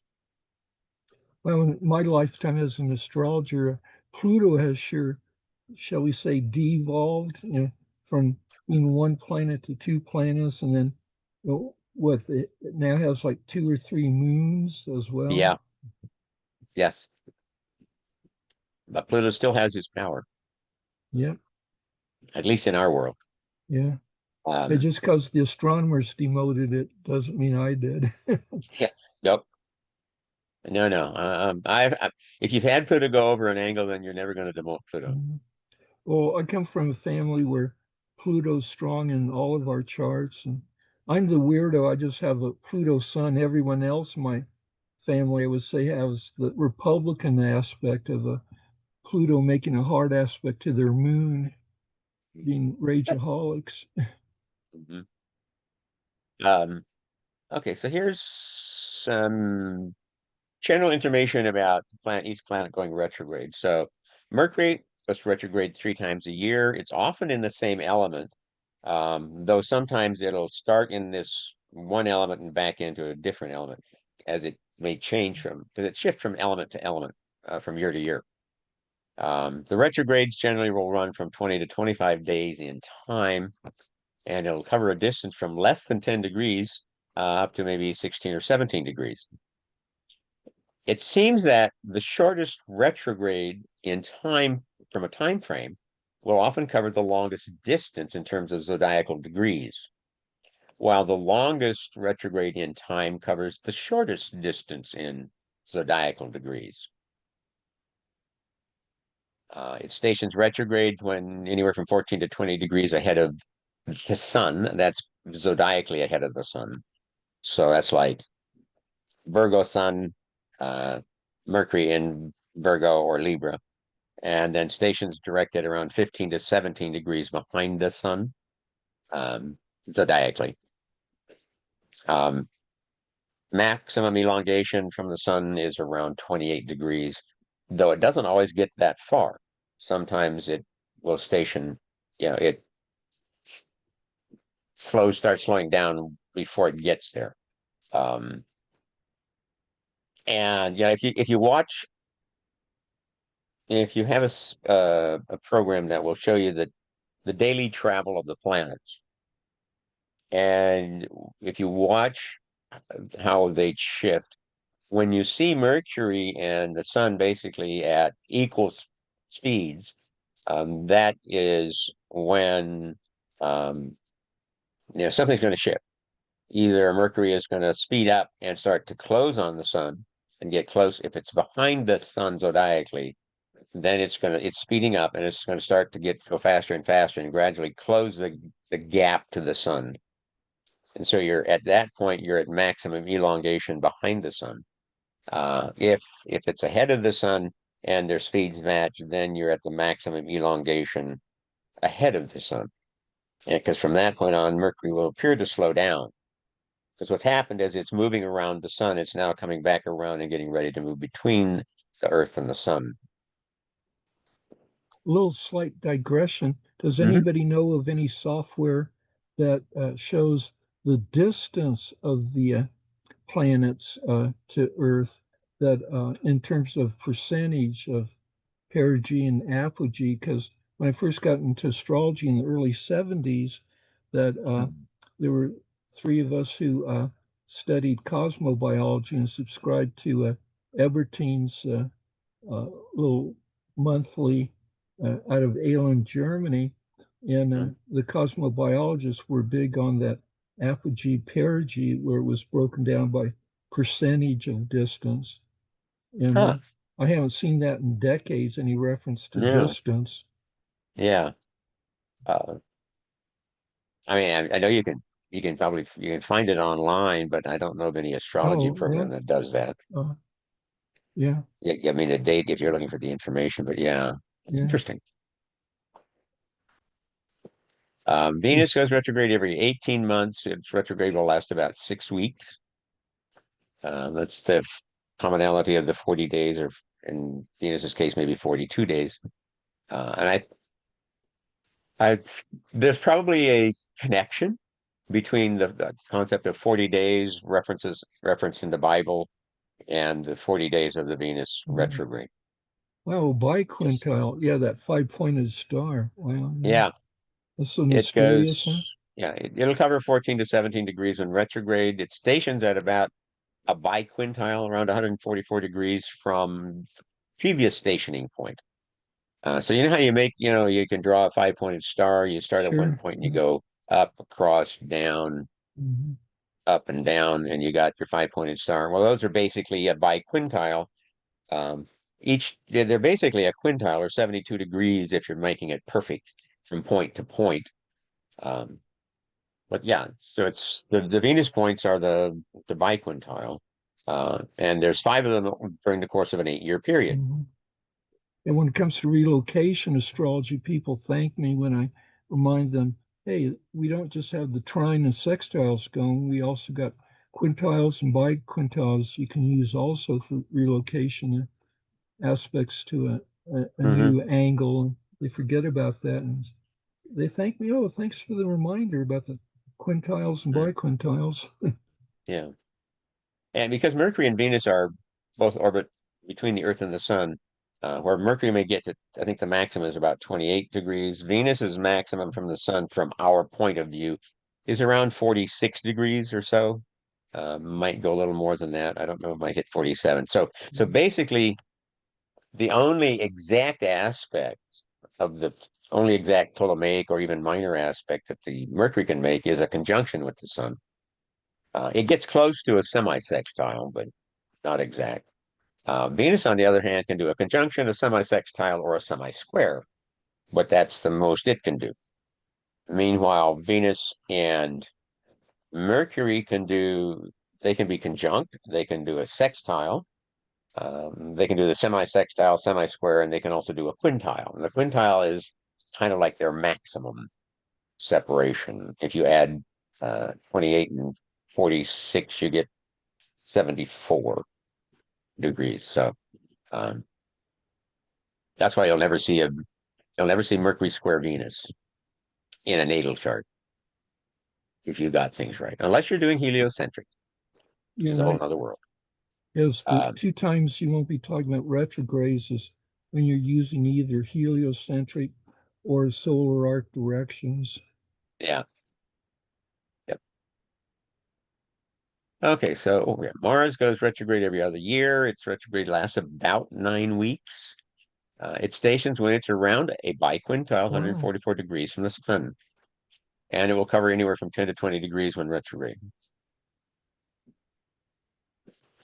So the biquintile, I think, is kind of an aspect that, because it connects to both Venus and Mars, there's a romance, a relationship connection to the biquintile, and actually to the quintile and biquintile. So that's something to consider when doing relationship astrology, But using what's that aspect. interesting is notice the connection between lower octave and higher octave. There's a Venus-Mars conjunction, and then there's Hmm. the Neptune-Pluto conjunction. Hmm. Higher Yep. octave, lower octave. Yeah. So that higher octave doesn't happen very often. Wow. Yeah. Um, Jupiter retrogrades once every year, basically once per sign. It'll be retrograde for about 4 months, 17 weeks. Usually covers around 10 degrees, maybe in a little one way or the other. And it will station when it's about 115 degrees from the sun, which is a little bit less than a trine, typically. Saturn retrogrades once a year, lasts for about 19 to 20 weeks. It's on a 54-week cycle from when it stations retrograde to when it stations retrograde again. It will cover approximately 18 to 21 degrees when direct, about 6.5 to 7 degrees when it's retrograde. And so you end up with this space of about 5 to 7 degrees that it only transits one time, which I've heard referred to as a pure progress zone. Since Saturn isn't giving you a do-over, you better get it right the first time. And it's kind of like Saturn returns. That's why some Saturn returns, you may get 3 hits, and others you may only get 1. Saturn will station at about 108 to 110 degrees from the sun, which is a sesquiquintile. It's a Gesundheit. quintile and a half. Jim, can I mention something here? Sure About can. I have 2 friends. One has Saturn at 0 Aries. So she has Pluto. I mean, she has Neptune and Saturn going back, plus she's having a Saturn return because that's her Saturn. And another has a Pisces 29 ascendant. And she's going through a mental revolution, but he's totally broken down physically. He's in the hospital. And all of the diseases that he's having problems with are all related to Neptune and Saturn. Yeah.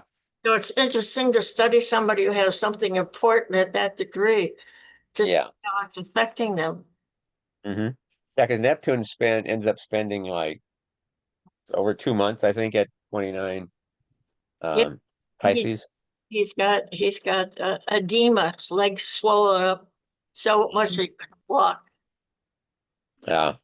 And he's got cellulitis, which is Saturn, the skin. Yeah. So my ascendant is 29 degrees Pisces, and I'm in my Saturn return, my second. Or just finished it. Well, lucky you. What's happening? Well, it's interesting. I travel for work, and my next contract is like they offered me this contract. It's pretty much beginning and ending when all the planets go retrograde and then end. And last year, when I was really in the thick of my Saturn return, I had a pretty much the same time frame as 6-month deal, and the whole thing fell apart in 2 weeks before I was supposed to do it. So I'm kind of ready for anything to happen. I don't know if this job is going to fall through before I even get there or not. I've had a lot of things happen at home with my kids. I feel like it's been more about that, but nothing too dramatic. I will knock on wood on that. Good. To proselytize a little bit, I'm pretty much addicted to relocation astrology. And when it comes to tying that in with medical astrology, I would say Mm. maybe whatever transits are creating a medical issue to, if someone's pockets are deep enough to do a relocation where that you would consider that vulnerable zone to make that a trine or sextile to a new relocation angle to ameliorate the impact. Mm. Well, I work in medicine, so that's kind of interesting. Jim, did we ever go and talk about if we're located in the right spot for who we are? Did we ever talk about that? You know, are we living in the place that's the most beneficial to us? I think we lost. Astrocartography you're talking about? Huh? Astrocartography in terms of I don't know, location? but that's if that's what they call it. I just always think of who's that wonderful? She's an artist and she moved to the desert. I can't think of her name right now. Georgia O'Keeffe? Georgia O'Keeffe. Okay, so Georgia O'Keeffe was part of the Hudson River Valley painters. Beautiful Hudson River Valley, and she hated it. She hated it. She hated it. She moves out to Arizona, and she loves the desert, and she New blooms. She Mexico, blossoms there. Lake Abacu in northern New Mexico, north of where I live. Okay, but you interrupted me, please. But anyway, it's so interesting that some people thrive in other places and will wither in others. But do we ever look at that in charts? Yes. We Well, did. that'd be like astrocartography. Yeah. I think that's We what. haven't really touched on that much. Well, the Okay. maps, Something for the future. astrocartography, the Yeah. changing of the chart is called relocation astrology. And there was an American who lived in Paris named Robert Cousteau. He died like maybe 10 or 20 years ago, but he had an awesome website that he described a whole lot of different celebrities when they moved from one place to another.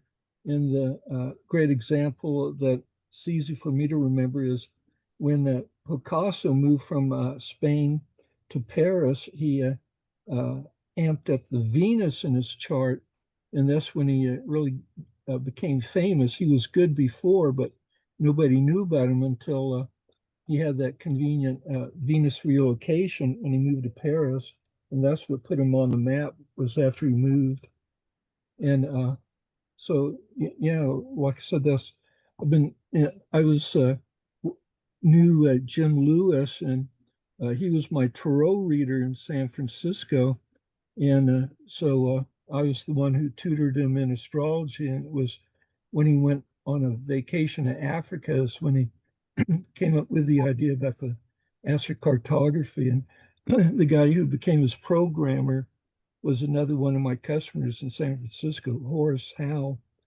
and who eventually started Astronumeric Service, was the company that printed out the astrocartography maps in the East Bay. You can look at your map at Astro Dentist. I mean, it's a free map you can do, but it's, for me, I took a course on it from that I think it's Liz Green's in London. They had a course on it at this relocation. And I had studied it before. I've traveled a lot and I looked at my own chart. And it's not as simple as like, where do you thrive? It's sort of what you're looking for and how your chart is situated. So, it might be, you'll get one thing, but you'll lose another. So it's kind of a give and take. So it's not a straight shot. But what this one person really emphasized in their course, which I found interesting, is not, because basically your chart turns and you're always kind of stay the same, but it turns. And so your houses are different.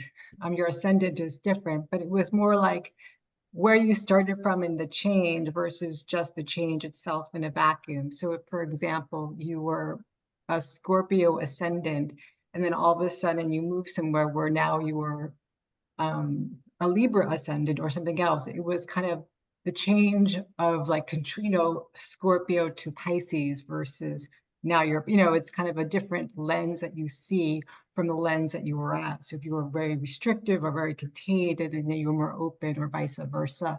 So it was kind of the shift that you might have made. So I thought that was really interesting, that person's point.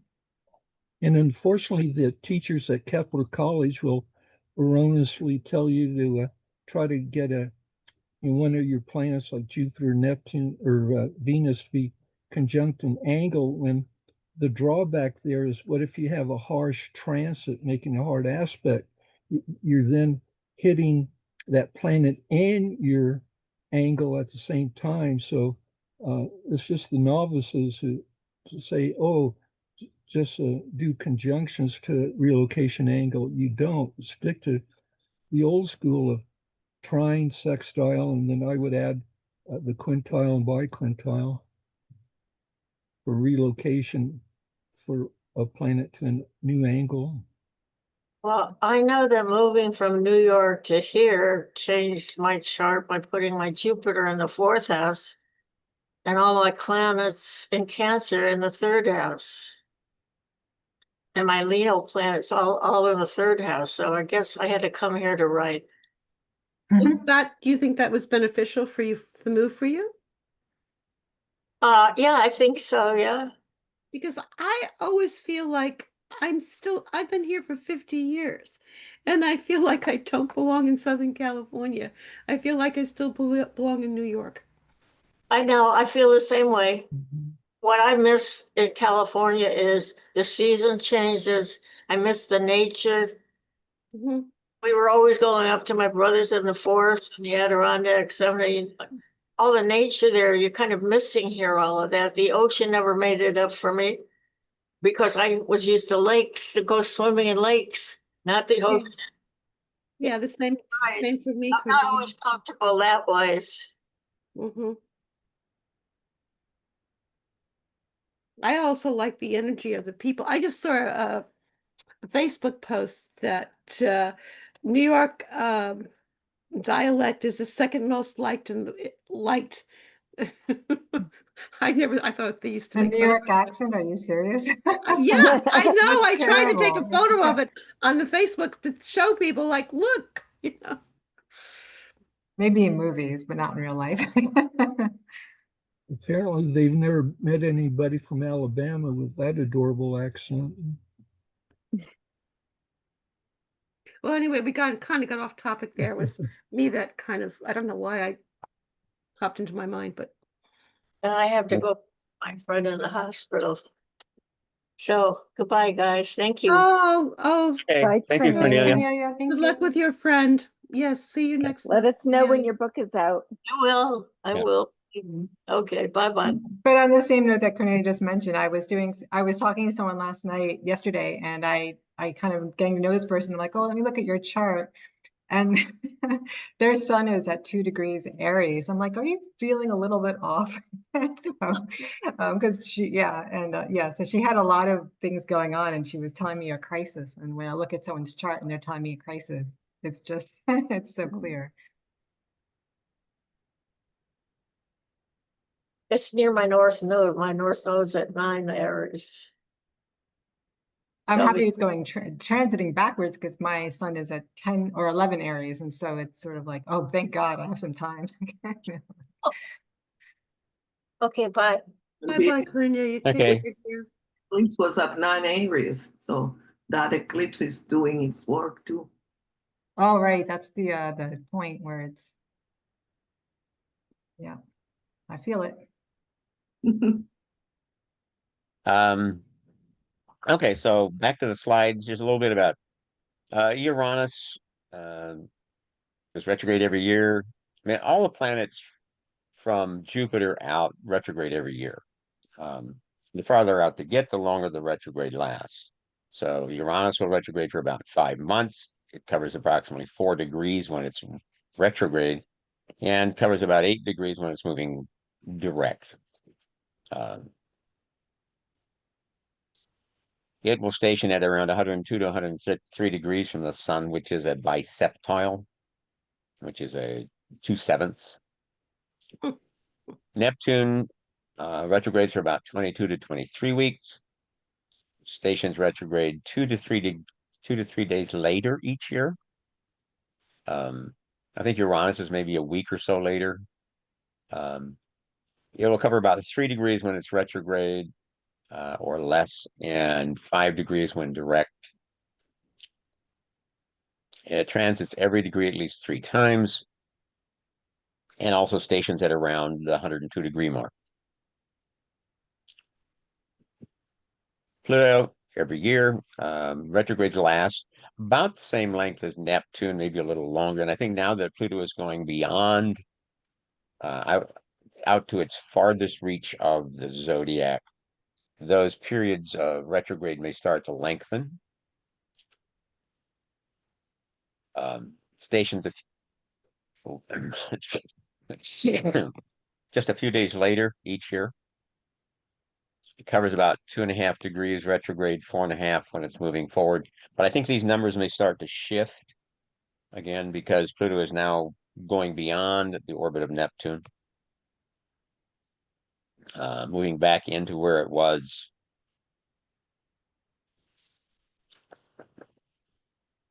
Yeah, not there yet. But again, it will transit each degree at least 3 times, some 5, and sets its stations at around 100 to 102 degrees. But they're changing, so it'll be interesting to see how that might impact things in the years to come. When you're looking at progressed charts or transits, with retrograde, you want to look to see which house in your chart is the retrograde planet transiting. Look to see where the house ruler is and whether or not the transiting retrograde planet is aspecting the house ruler. You also want to take into effect, what aspects does the transiting retrograde planet make to any natal points or planets? It may not make any.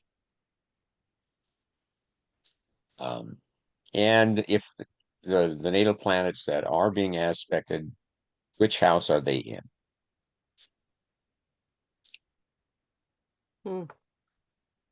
You want to hear something funny, Jim? Sure. I'm Go for good writing laugh. down what you're saying, and you get to 8 planets. I'm going, well, where's the 9th planet? I had to laugh myself. It's Earth. Well, that's because the sun and the moon, which are considered the other 2 planets, never go retrograde. So there's Yeah, D8. I know. But I'm guessing 8, but it's like, okay, Yeah. no. Third rock from the sun, yes. The 9th planet. Yeah. And secondarily would be hitting possible midpoints.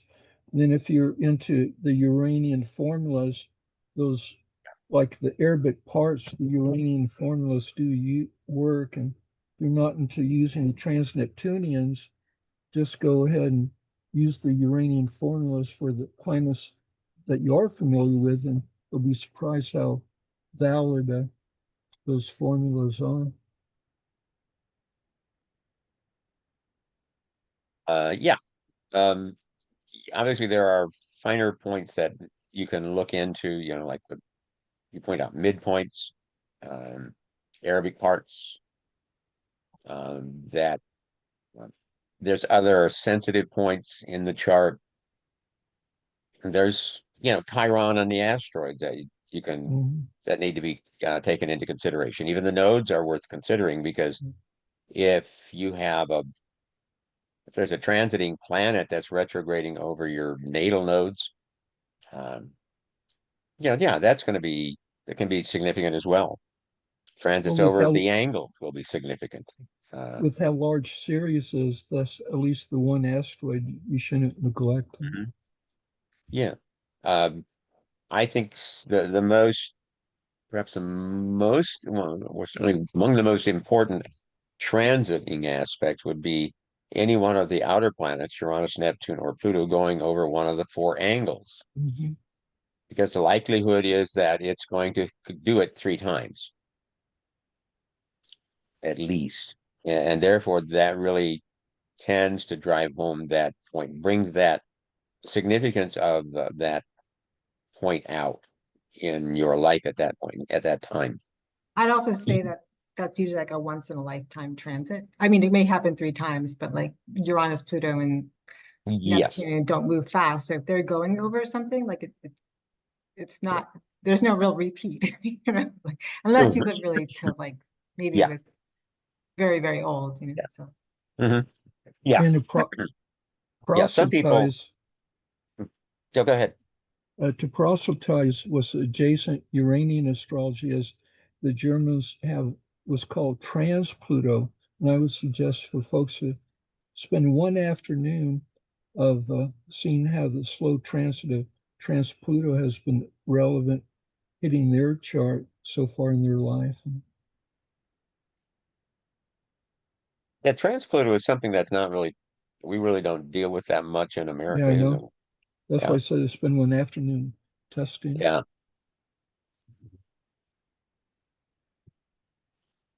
But just when I'm Uh, reading people's charts, I was like, okay, this is a once in a lifetime transit. So take this yes. seriously. Like, Mhm. versus Yeah. like a Mercury retrograde, because people don't really, they just mix it all in, you know? Hmm. Yeah. Mercury retrograde happens relatively frequently, 3 times a year. So kind of used to it. We go with the flow. Um, and like I say, with the exception of Venus and Mars, everybody goes retrograde every year. So it's a natural flow of things, and we're kind of used to that flow and how the energy will shift. Um, like I said, and then as we get to November, well, starting on the actually it's late on the 17th when Mercury goes retrograde, if I remember correctly. So like the 18th to the rest of July and into the first 10 days of August, there's going to be 4 planets retrograde, and that's people are going to might start to feel that discomfort, how things may just not be excuse me, happening as quickly. Things may seem to develop slower. Uh, they may encounter more a need to redo things or obstacles, and that's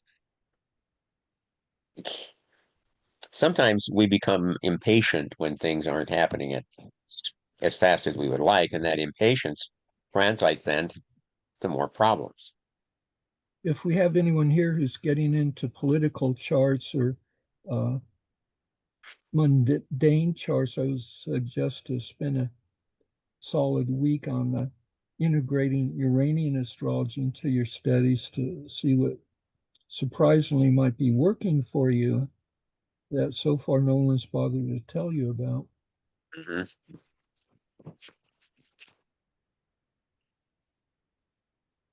Yeah, and if there are particular asteroids that you like to use, then include them in your repertoire. And note it when they go retrograde.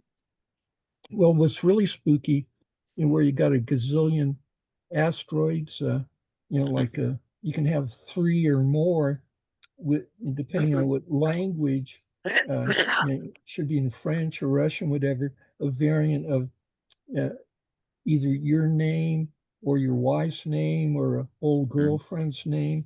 And it's really spooky how uh, the names of people you've known in your life show up in the name of those gazillion different minor asteroids. It's amazing. It's spooky. Yeah.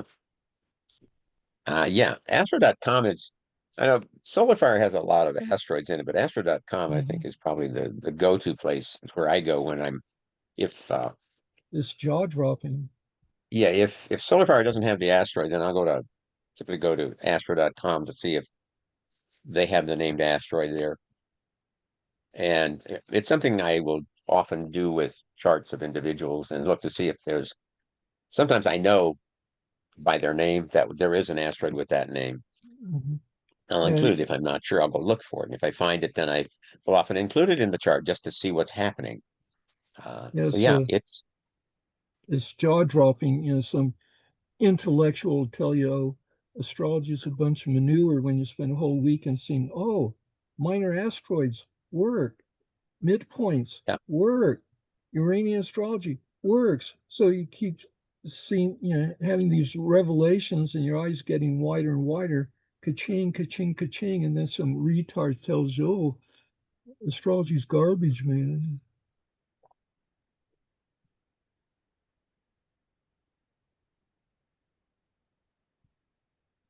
Yeah. Okay. So there's some more charts, more slides here. It's some keywords for Mercury retrograde, Venus, Mars, Jupiter, Saturn retrograde. Some basic concept of retrogrades, which is the redo, do-over, So where does delays, this list obstacles. come from? I haven't seen this list before.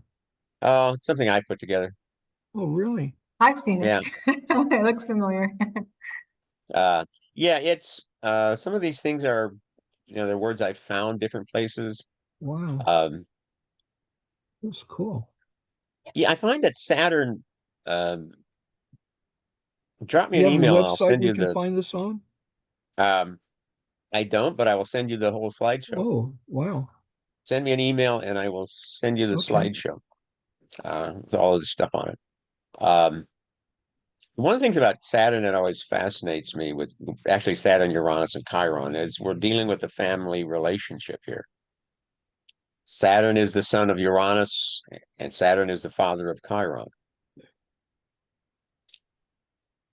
So Chiron going between Saturn and Uranus is like dealing with family dynamics, family dysfunction between on the parental line, and specifically the male line, which is father to grandfather. And it's So like the when it comes grandson to trying to heal some type of old family relationships.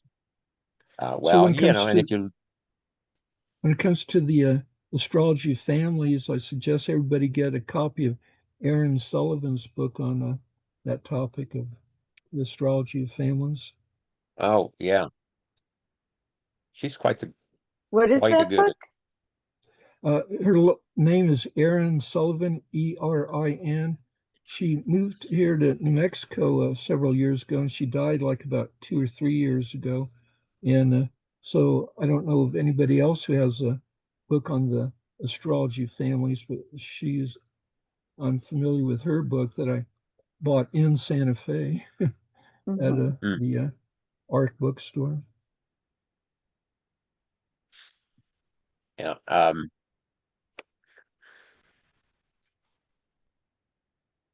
She was an editor of an astrology book, a publisher in London decades ago. Mm-hmm. I mentioned Yeah. that maybe I didn't mention it. Saturn is my only planet in retrograde, and it is in Pisces as well as my Chiron. And I have a weird father thing that I figured out this year because I was adopted. And the father that I grew up with died on November 30th, and my biological father's birthday is November 30th. Wow. It's just one of Interesting. those coincidences, you know. Yeah, right. Okay. Yeah. The thing And about coincidences is, my brother and sister, they have exactly opposite ascendants. Well, And then my mom, she has her Saturn 15 degrees above the ascendant, and I have my Saturn 15 degrees above the ascendant. you can call them coincidences or you can call them synchronicities. Yeah. Yeah. Oh, and my Saturn is exactly to the degree opposite my sun, Hmm. which is conjunct Pluto and Uranus in Virgo. Mhm. Wow. Yeah, so that makes those Saturn Neptune transits into from Pisces Right, into Aries kind of a double whammy for you, doesn't it? right, right. I mean, since they're opposing your Sun and transiting your Saturn. Mm-hmm, mm-hmm, Interesting. mm-hmm. I find a lot of interesting connections between adopted Hmm. children, naturals, fathers, Mm-hmm. all of that, second fathers and stepfathers. Lots of connections. It's interesting. Yeah, and then I visited my adopted grandmother's grave, who I'd never met before. My uncle is buried with her, and I was just there last year and I went to visit their grave. And when I did her chart, she's a Virgo sun, Capricorn moon, and so am I. Hmm. So it's kind of Interesting. interesting. Yeah. Yeah. And my Yeah. daughter's due date was the same date as her birthday. Oh, very Yeah, interesting. I So know it here's is. okay. So here's some references for you. Okay. And some tentative schedule. I'm thinking, okay, so like next month, it's actually the anniversary of when Spencer and I took over the Santa Monica astrology meetup. So maybe Wow. we'll probably be, yeah, it'll be 19 years. We'll be looking at solar 19 return charts. years. Wow. Congratulations, a Wow. whole, And, wait, a nodal return. yeah, and looking at Mm. possibly prenatal and other eclipses as we have another pair coming up in September. Mm. I'm thinking maybe in September we'll talk about Uranus and Gemini, Jupiter and Cancer. Then October we could talk more about Pluto out of bounds south and just how's it working for us, because by then we'll have, some experience of it and we can kind of look back at the news and what's been happening. Maybe November, erecting and analyzing a chart. We'll see what happens. December, a review of 25 and a forecast for 26, and Saturn and Neptune in Aries. Hmm. Some Well, other ideas. on Facebook, hardly no one ever mentions parallels or contraparallels. So I would love to see a reference on that. Oh, yes, I know. We haven't talked about those in a long time. Haven't really. I think we've Yeah. talked about them at different times, but yeah, we've never really gone into them to any great depth. Yeah. And it seems Uh, like there's two different set of orbs there. hmm In my first several decades is just a 1 degree, but it's just been the last few years I've been hearing people using wider orbs. Yeah. Okay, so there's. Geez, 18 years and still going. Yep. yeah. Okay, so my Good email for you is guys. Jimmy Jimmy Eddy at hotmail.com. Drop me an What's your email and I will hotmail? send you the PDF version of the slides shows, so you'll have everything. I can include I'm going to send an since I've got all of you here. Okay, I'm going to end this sucker and get back to our uh, and stop the share. There we go. Okay, let's see what we got left. Okay. Um, okay, so here we are. So I will send you an email with the links regarding the Pluto out of bounds. So Thank you can follow up on those on your own and watch the videos if you so choose, and see some of that other stuff. We appreciate it. Thank I you. have Yeah, before we close. Um, yeah, one of those of our meetings, can you include? I'm curious about those minor aspects like septiles and sure. quintiles. Okay, we'll work on that. We'll go there maybe if we don't get there. If it's possible for November, but yeah, for next year we'll talk about the minor aspects. Okay, that would be Yeah. great. Okay. Thank you. Uh, yeah. Anybody have anything else they would care to Um, contribute? Better. well, I was just going to ask about houses and there's so many different systems and depending on Oh, how you look at it, which one you Hmm. use, and maybe just Yeah. some time talking about that. Okay. also with the minor aspects, maybe intercepted houses. Yeah, we can talk about them again. We did There's always I'm that a times little that. rusty before on that. using my chart. No, I just did someone's chart yesterday, and their houses were just really wonky. And how I was like, you Mhm. have 3 signs in one house? Like I was never seen a chart, so I'm like, oh, I need to brush up on my intercepted houses. Yeah. Okay. You can use my chart again if you want to. Okay. I don't know if you still have it or not, but feel Oh, free. I probably do. Mhm. I tend not to get rid of stuff. one of Part of the everyone's chart. advantage slash John. disadvantages of computers is because the amount of storage space has expanded Mhm. so rapidly. You can basically save everything and not worry about running out of space. So I kind of do. Okay, so yeah, all right. So Do you have the recording from the Father's Day meeting? yes, I don't Okay. did I get it posted yet? Yeah, I'll just email you so and I've request got it your email, Andrew. Thank you. Yeah, so Hmm. you joined us a little late, I think, Yeah. today. didn't you, Gary? Yeah, so what happened was the Father's Day meeting was on the 9th, and I think it was that Saturday the 14th that my wife suffered a stroke. So Okay. uh okay, so that's things are kind of, but I will I send can it to you. email you and just ask for it. It's fine. Yeah, We if don't forget. you I yeah, don't if you mind. want to drop me an email and I will send you I Okay. think I've Thank got it you. posted, but I will send you the stuff, Okay. the Thank link and you. everything. Okay. Mhm. All right, everybody, thank you so much. Well, you Hopefully take everything care, will Jim, I and hope everything send goes well that with your best to wife. you and your wife. Yeah. Yes, dear. Hope you okay. find Thank you. better. And Yes, y'all take care. Thank you. Oh wait, I can even turn my camera back on here. You can there I am. Okay, well, thank you all again for coming and Thank for your you. Thank you participation for and hosting for and preparing and all the for slides and everything. considering. Yes, you're so welcome. Considering that I scheduled it with Moon Voided Course and we started Moon Voided Course and it's still Voided Course, we actually did pretty good. we did pretty good. You Yeah. do good. All right, thank you, everybody. Have a great month ahead. Thank you. Take Thank care. you, Jim. Okay. Take care, Bye-bye. dear. You too. Bye bye. Appreciate it. Where's my recording?